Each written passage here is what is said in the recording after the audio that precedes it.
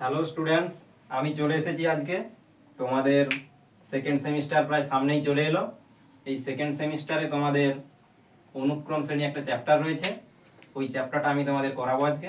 তোমরা তো অনেক সমস্যায়, অনেক অঙ্ক করতে সমস্যা হচ্ছে তোমাদের, কারণ তোমাদের অনেক ধারণা ঠিকঠাক জানা নেই। সেই ধারণা জানা নেই বলেই আজকে সমস্যা হচ্ছে। আমি আজকে তোমাদের অনুক্রম এবং শ্রেণী ওই চ্যাপ্টারটা শুরু করছি। দেখো, অনুক্রম এবং শ্রেণী বলতে আগে তোমাদের ডেফিনেশন জানতে হবে, জিনিসটা কেমন। যেরকম ছোটবেলায় আমরা লিখেছি 1, 3, 5, 7, 9 এরকম করে লিখেছি তো আমরা।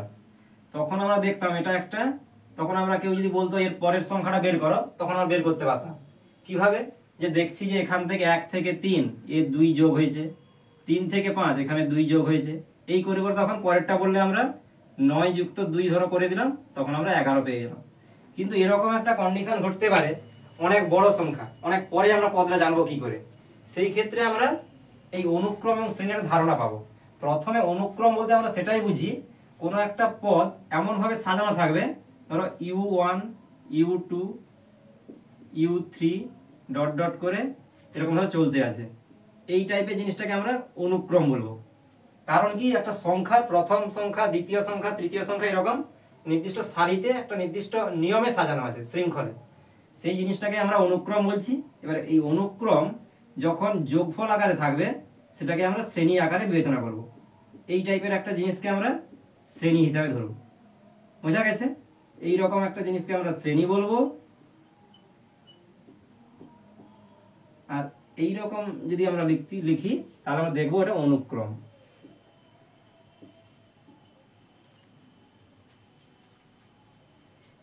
এবারে তোমাদের যেটা জানতে হবে, অনুক্রম এবং শ্রেণী এগুলা কি হয়, অনেক ভাগ আছে এদের। সেই ভাগগুলো আমরা ধীরে ধীরে জানবো। তার আগে আমরা দেখছি, ধরো কোনো একটা যদি এরকম থাকে, একটা অনুক্রম এভাবে আছে, ধরো আছে -2, 0, 2, 4, এটা একটা অনুক্রম আছে ধরো। তাহলে এবারে কি করব, এটাকে আমরা un দিয়ে প্রকাশ করব। যে কোনো অনুক্রমকে আমরা un দিয়ে প্রকাশ করব, যেখানে un সমান u1, u2, u3 এইভাবে আমরা লিখতে পারবো। n টাইম এটা যাবে, সেই কারণে হচ্ছে un। বোঝা গেছে? এবার যদি এরকম থাকে যে একটা un অনুক্রম রয়েছে, লেখো এবারে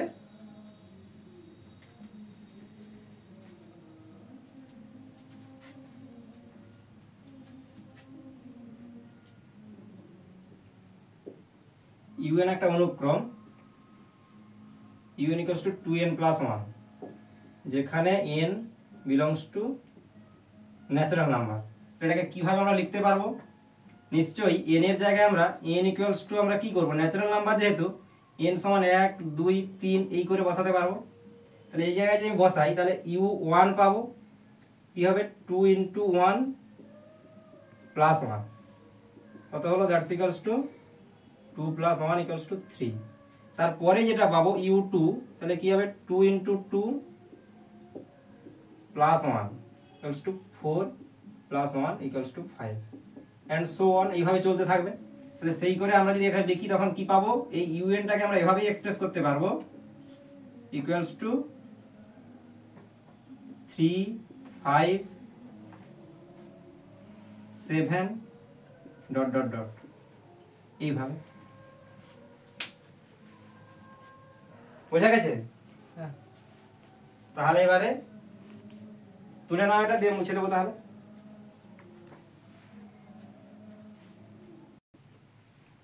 অনুক্রমকে তাহলে আমরা জানলাম অনুক্রম কাকে বলে।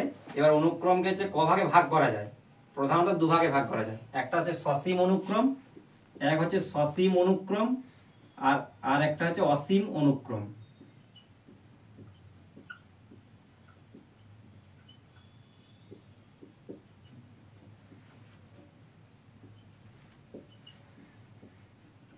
এবারে তোমাদের জানতে হবে সসীম অনুক্রম কাকে বলে, অসীম অনুক্রম কাকে বলে। সসীম অনুক্রম বলতে যে অনুক্রমের আমরা পদ সংখ্যা নির্দিষ্ট পাবো তাকে সসীম বলবো, আর অসীম বলতে যার পদ সংখ্যা ইনফাইনাইট, মানে অসীম পর্যন্ত বিস্তৃত, সেটা অসীম অনুক্রম। এবারে সসীম এবং অসীম দুটো অনুক্রম যেরকম আছে ঠিক শ্রেণীতেও সসীম শ্রেণী এবং অসীম শ্রেণী রয়েছে। এবার প্রথম আমরা অনুক্রমটা জানাই। কিভাবে জানবো? ধরো এই যে যেটা বললাম, অনুক্রমকে প্রধানত ইউএন বা ভিএন এই আকারে আমরা এক্সপ্রেস করি। তোমাদের যদি দেওয়া থাকে যে একটা আছে 2n plus 7, un equals to 2n plus 7, এরকম যদি একটা অনুক্রমের তোমার আকার দেওয়া থাকে, যদি বলে n belongs to n, small n belongs to capital n, বলতে ন্যাচারাল নাম্বারের মধ্যে তোমার nটা থাকবে, n belongs to capital n, তাহলে আমরা কিভাবে এই অনুক্রমটা বের করব? তাহলে এই পদগুলো নির্ণয় করতে হবে। প্রথম পদ u1, দ্বিতীয় পদ u2, তৃতীয় পদ u3, এভাবে আমরা বের করব। তাহলে কি হবে? n এর জায়গায় n ইকুয়ালস টু আমরা 1 2 3 ডট ডট ডট এভাবে বসাবো। তাহলে কি হবে? u1 যখন বসাবো 2 ইনটু 1 প্লাস 7 করব, that's equals to 2 plus 7 equals to 9। u2 করলে কি করব? 2 into 2 plus 7, 4 plus 7 equals to 11। এভাবে আমরা বের করতে পারবো। তখন আমরা শেষে কি লিখবো? যে un equals two 9 11 dot dot dot, এভাবে।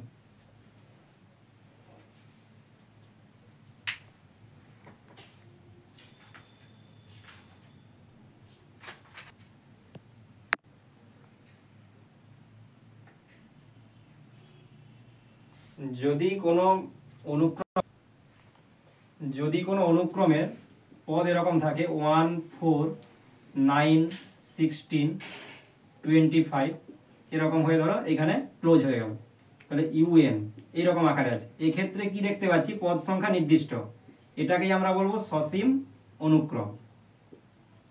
সসীম অনুক্রম। আর যদি এরকমই একটা দেখা যায়, যে দেখা গেল একটা অনুক্রম 1 2 3 4 dot dot dot up to infinitive, infinitive sign পর্যন্ত দেখতে পাচ্ছি চলতে আছে, তাহলে এক্ষেত্রে আমরা এটাকে বলবো অসীম অনুক্রম। কারণ এর পদ সংখ্যা অসীম, আমি এখানে কাউন্ট করতে পারবো না, এই জন্য এটাকে অসীম অনুক্রম বলবো। আর এক্ষেত্রে যখন দেখবো যে প্রথম পদ 1, দ্বিতীয় পদ 4, এরকম চলতে চলতে 25 পর্যন্ত 25 পর্যন্ত চলছে, এক্ষেত্রে একটা নির্দিষ্ট পদ সংখ্যা নির্দিষ্ট, একে আমরা বলবো সসীম অনুক্রম। আর যদি পদ সংখ্যা অসীম পর্যন্ত বিস্তৃত হয় ইনফিনিটিভ, তাকে বলবো অসীম অনুক্রম। এবারে তোমাদের এরকম প্রশ্ন থাকবে পরীক্ষায়, যে এরকম একটা কোনো আকার দেওয়া থাকবে, জেনারেল ফর্ম দেওয়া থাকবে, যে un equals to 2n by 5 plus 7n square, মানে এরকম একটা কোনো আকার আছে। তখন কি হবে? এই ক্ষেত্রে আমাদের জানতে হবে, বলবে যে এর প্রথম 5টি পদ নির্ণয় করো বা সপ্তম পদটি নির্ণয় করো। তখন জাস্ট আমরা n এর জায়গায় যেটা বলবে সেই জিনিসটা, n যদি বলে 7, তাহলে সপ্তম পদ বেরিয়ে যাবে।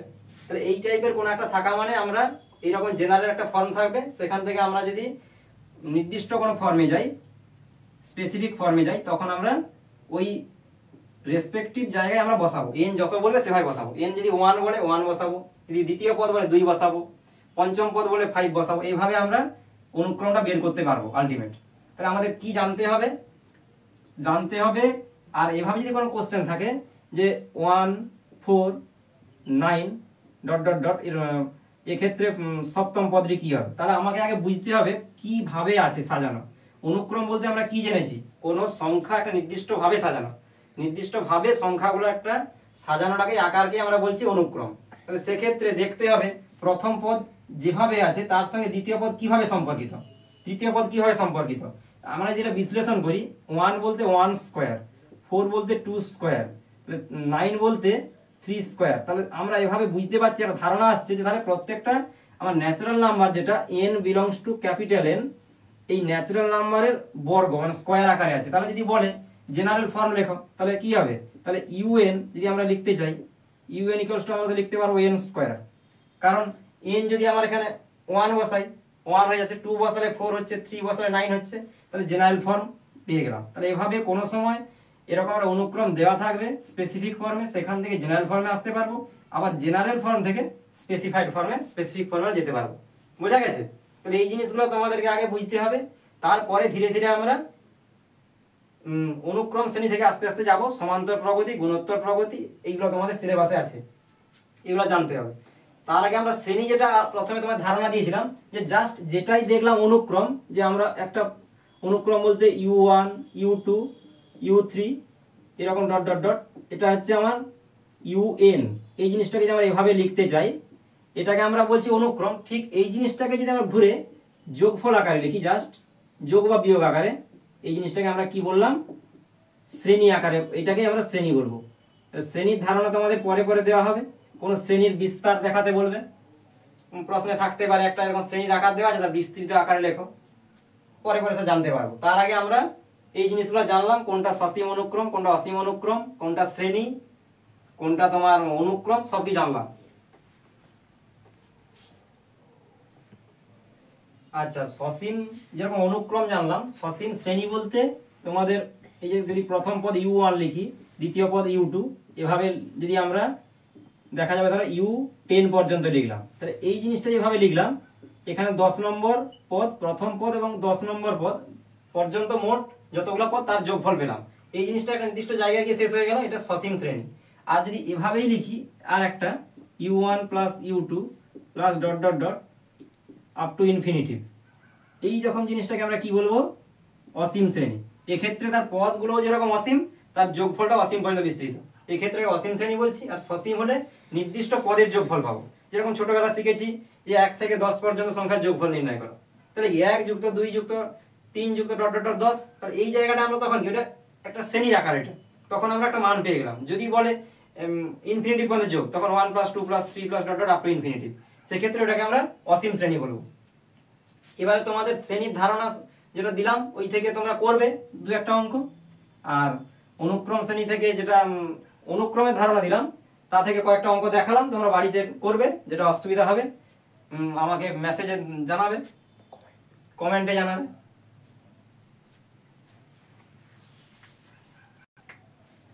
আচ্ছা, তোমাদের হোমওয়ার্ক দিলাম, দেখো যেইগুলো বোঝালাম সেইখান থেকে কয়েকটা হোমওয়ার্ক দিয়েছি, কিন্তু তোমরা প্রথমে মনে হতে পারে কিভাবে করব, কোনো চিন্তা নয়, কিভাবে করব একটু বলে দিচ্ছি কিভাবে করবে তোমরা। প্রথম কোশ্চেন দেখো আছে an equals to 2n minus 3/6, যেখানে n আমার লেখা আছে বিলংস টু ক্যাপিটাল N, মানে ন্যাচারাল নাম্বার। আমরা স্বাভাবিকভাবে জানি ন্যাচারাল নাম্বার কোথা থেকে শুরু হয়, স্টার্টস ফ্রম 1, 1 থেকে শুরু হয়। তাহলে আমরা জাস্ট কি করব, an এটা যে n তম পদ আমাদের ডিফাইন করা আছে, an equals to 2n minus 3 divided by 6। এখানে ফার্স্ট তোমার এলিমেন্ট যখন হবে, ফার্স্ট যখন প্রথম আমরা পদ বের করব, a1 বসাবো n এর জায়গায়, তাহলে এখানে 1 বসালে এখানে n এর জায়গায় 1 বসাবো, প্রথম পদ পেয়ে গেলাম।